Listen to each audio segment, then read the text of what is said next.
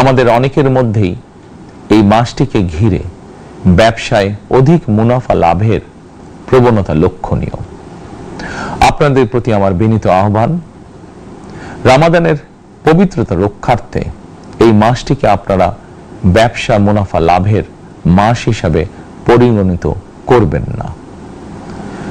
দ্রব্যমূল্য যাতে সাধারণ মানুষের নাগালের বাইরে না যায়, এ ব্যাপারে ব্যবসায়ীরা দয়া করে সতর্ক থাকবেন। বিএনপি সরকার সকল ক্ষেত্রে অনাচার অনিয়মের সকল সিন্ডিকেট ভেঙে দিতে বদ্ধপরিকর ইনশাআল্লাহ।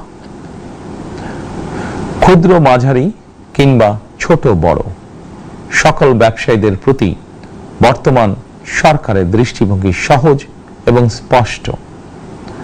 বর্তমান সরকার ব্যবসায়ী এবং ক্রেতা সাধারণ উভয় স্বার্থ রক্ষা করে প্রয়োজনীয় পদক্ষেপ গ্রহণ করতে চায়।